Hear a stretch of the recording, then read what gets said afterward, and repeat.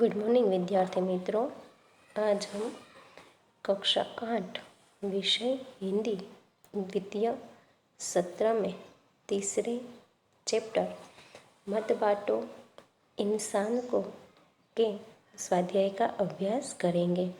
हमारे पिछले वीडियो में हमने जो है वह कविता का अर्थ समझा था और साथ ही साथ अभ्यास के जो प्रश्न थे वो भी हमने समझ लिए थे। तो इस वीडियो में हम स्वाध्याय जो है उनके प्रश्न जो है वह समझेंगे, सीखेंगे। इस स्वाध्याय का पहला प्रश्न है, निम्न प्रश्नों के उत्तर लिखिए। इसमें पहला प्रश्न है, कविता के अनुसार कब तक किन चीज़ों का बंटवारा हो चुका है। यानी कि अब कविता के अनुसार हमें कविता में बताया है, इसके अनुसार अब तक कौन कौन सी चीज़ें हैं जिसका हमने बंटवारा किया है या तो बंटवारा हो चुका है। तो इसका उत्तर है कि कविता के अनुसार अब तक मंदिर, मस्जिद, गिरजाघर आदि के रूप में भगवान का बंटवारा हो चुका है। इसी तरह भिन्न भिन्न देशों के रूप में धरती और सागर भी बांट लिए गए हैं। दूसरा प्रश्न है, किसकी मुस्कान को कोई रोंद नहीं पाएगा। तो इसका उत्तर है, सर्वत्र समानता का भाव फैलने पर लोगों में परस्पर अपनत्व की खुशी होगी, तब कोई किसी पर जुल्म कर उसकी मुस्कान को रोंद नहीं पाएगा, अर्थात कि उसकी मुस्कान को नष्ट नहीं कर सकेगा। तीसरा प्रश्न है, हरी भरी धरती को कौन सी परिस्थितियाँ रेगिस्तान में बदल सकती है। तो इसका उत्तर है, वर्षा के लगातार अभाव और भूकंप के तेज झटके धरती की हरियाली नष्ट कर सकते हैं। प्रकृति के ये रौद्र रूप हरी भरी धरती को रेगिस्तान में बदल सकते हैं। चौथा प्रश्न है, उजाले को बंदी बनाने का क्या अर्थ है। तो इसका उत्तर है, उजाले को बंदी बनाना यानी कि उसे अपने अधिकार में रखना। इसलिए बिजली की रोशनी अभी धनवानों के घरों में ही दिखाई देती है, गरीबों की झोपड़ियों में नहीं।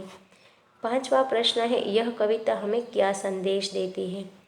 तो इसका उत्तर है कि यह कविता विश्व के लोगों को सभी तरह के भेदभाव भूलकर मेल मिलाप से रहने की सीख देती है। इस प्रकार यह हमें विश्व बंधुत्व का संदेश जो है वह देती है। दूसरा प्रश्न है हमारा, निम्नलिखित शब्दों को शब्दकोश के क्रम में लिखिए, जिसमें शब्द है प्यासी, आंगन, सागर, इंसान, वीतान, ऊपर, रेगिस्तान, मंजिल, घाटी, गिरजाघर, मुस्कान, चट्टान, उदास और बंदी। तो इस शब्द को अब हम शब्दकोश में क्रम में जो है वह लिखेंगे, यानी कि समझेंगे कि कौन सा शब्द से जो है वह इस तरह से शब्दकोश में हम लिखते हैं। तो शब्दकोश के अनुसार पहला शब्द आएगा आंगन, इसके बाद होगा इंसान, उदास, ऊपर, गिरजाघर, घाटी, चट्टान, प्यासी, बंदी, मंजिल, मुस्कान, रेगिस्तान, वीतान और सागर। अब तो हमारा तीसरा जो प्रश्न है वह है कि आज के इस आधुनिक परिवेश में संयुक्त परिवारों की जगह एकल परिवारों ने ले ली है। एकल परिवार के पक्ष विपक्ष पर कक्षा में चर्चा कीजिए। विद्यार्थी मित्रों, यह जो प्रश्न है इसके अनुसार हमें हमारी जब क्लास चलेगी तब हम इसका जो है वह क्या कर सकते हैं कि चर्चा कर सकते हैं। तो यह प्रश्न जो है वह हम फिर से देखेंगे। यहाँ पर ऐसे ही मैं इस प्रश्न का उत्तर जो है वह आपको दे रही हूँ। शिक्षक जो है वह कहता है कि आज संयुक्त परिवारों की जगह एकल परिवारों की हवा चल रही है। इसके उत्तर में वह जो है विद्यार्थी से प्रश्न करता है कि तुम इस बारे में क्या सोचते हो। तो विद्यार्थी जो है वह इसका उत्तर देते हुए कहता है कि गुरुजी, समय के अनुसार जो परिवर्तन होते हैं वे अच्छे ही होते हैं। आज संयुक्त परिवार बूढ़े व्यक्ति की तरह ही बूढ़े और अनुपयोगी हो गए हैं। दूसरा जो विद्यार्थी है वह कहता है, गुरुजी, संयुक्त परिवार बरगद की वृक्ष की तरह होते हैं, उनका महत्व न समझने वाले ही उनकी बुराई करते हैं। तीसरा जो विद्यार्थी है वह अपने विचार प्रकट करते हुए कहता है कि गुरुजी, हमारा परिवार एकल परिवार है, पिताजी, माँ, दीदी और मैं, बस ये 4 जन ही यानी कि 4 व्यक्ति ही हमारे परिवार के सदस्य हैं। घर में बड़ी शांति रहती है। जब हम संयुक्त परिवार में थे तब रोज आपस में झगड़े होते थे। पुरुष खर्च के बारे में और महिलाएं काम के बारे में झगड़ती थी। हम शांति से पढ़ भी नहीं सकते थे, इसलिए मैं तो एकल परिवार ही पसंद करता हूँ। अब दूसरा जो विद्यार्थी अगला विद्यार्थी है वह अपने विचार जो है वह प्रस्तुत करते हुए कहता है शिक्षक से, गुरुजी, मैं भी प्रशांत की यानी कि मैं भी अगले विद्यार्थी की बात का समर्थन करता हूँ। जब मेरी माँ बीमार हो जाती है तब मुझे बहुत काम करना पड़ता है। ब्रेड खाकर ही काम चलाना पड़ता है। पिताजी शाम को आते हैं तब खिचड़ी बनती है।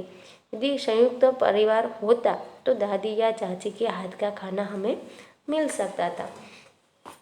एक और विद्यार्थी जो है वह अपना जो है विचार जो है वह प्रस्तुत करते हुए कहती है, गुरुजी, एकल परिवार में बच्चे बिगड़ जाते हैं।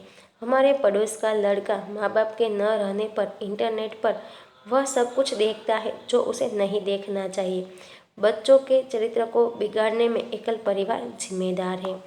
एक और विद्यार्थी जो है वह अपना मत जो है वह यानी कि विचार जो है वह रखते हुए कहता है कि गुरुजी, हमारे पड़ोस में संयुक्त परिवार है। कोई बीमार होकर अस्पताल जाता है तो बारी बारी से घर के सदस्य उसकी देखभाल करते हैं।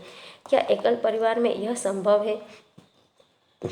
अब इन सभी विद्यार्थियों के मंतव्य और जानने के बाद शिक्षक जो है वह कहता है, हाँ, तुम्हारी बात ठीक है। संयुक्त परिवार में सहयोग की जो सुविधा होती है वह एकल परिवार में संभव नहीं है, परंतु परिवार की शांति और आर्थिक दृष्टि से समय की मांग जो है वह एकल परिवार है। अब हमारा अगला प्रश्न है, अपूर्ण वाक्य को पूर्ण कीजिए, जिसमें रात होने पर निकलता सबको देता हूँ शीतलता, मुझे देख सबके दिल बहलते, बच्चे मुझे पाने को मचलते, सब कहते हैं मुझको मामा, हर बालक है मेरा भांजा, यो तो मैं तारों का राजा। नहीं, यहाँ पर यह हमारा जो काव्य था वह भी पूर्ण होता है।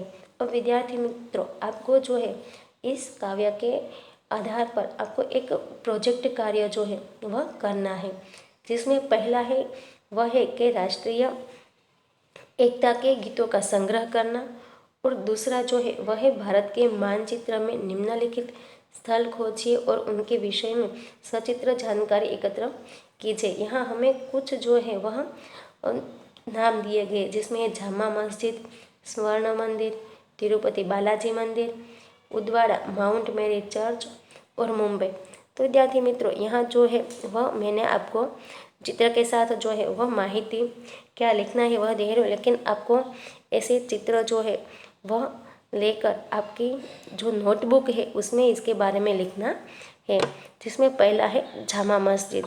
तो जामा मस्जिद जो है वह यह दिल्ली में आई हुई है। ईद आदि त्योहार यहीं के निर्देश के अनुसार मनाए जाते हैं। यहाँ के इमाम का सभी आदर करते हैं।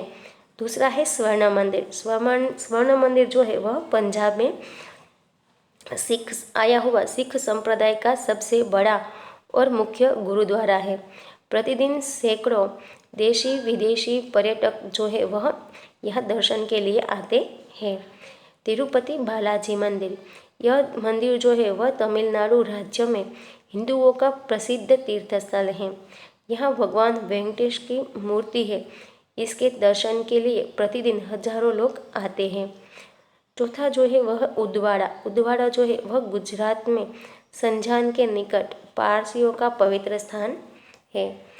पांचवा जो है वह है माउंट मेरी चर्च मुंबई। यह चर्च मुंबई के बांद्रा उपनगर में है। यहाँ प्रतिवर्ष भव्य मेला लगता है। यहाँ पर विद्यार्थी मित्रों हमारा स्वाध्याय जो है वह समाप्त होता है। आशा करती हूँ कि आपने यह सारे सवाल जो है वह अच्छी तरह से समझ लिए होंगे।